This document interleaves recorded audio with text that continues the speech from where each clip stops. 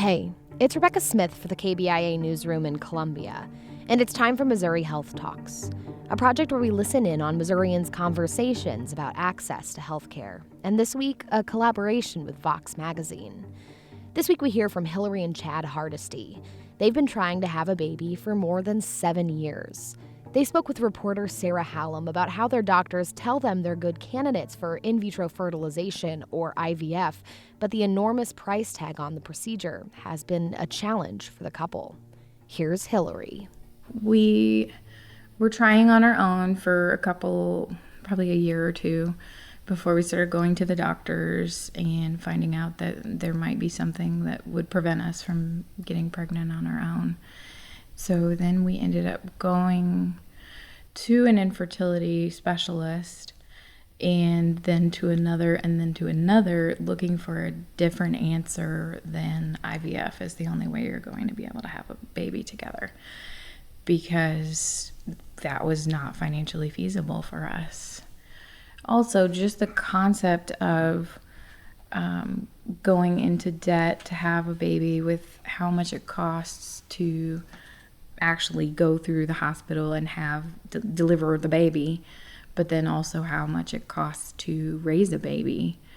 Going into debt in order to do that didn't feel responsible, with the potential for it to not succeed. And so the potential to go into that debt, have a failed IVF, and then have that be saddled with that debt sounds just devastating. So we went to 3 different doctors, and we got the same answer from all of them, that the cheaper interventions would be basically throwing away our money, because with our specific situation, it wouldn't work for us to be able to try the more affordable interventions.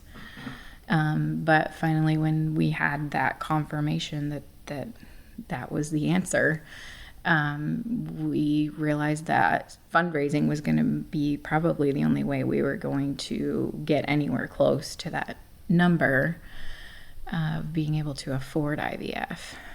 And so Chad has been amazing at setting up all of the fundraising opportunities and establishing Hardesty House Infertility.com, and supporting me through all of the crafting in order to sell crafts to raise money for the IVF fund. And he even set up a support group through our website, or through Facebook, Hardesty House Infertility Support, so that we could provide some support to others going through these same experiences. That was Hillary Hardesty speaking about why she and her husband Chad ultimately decided to try and raise money for IVF.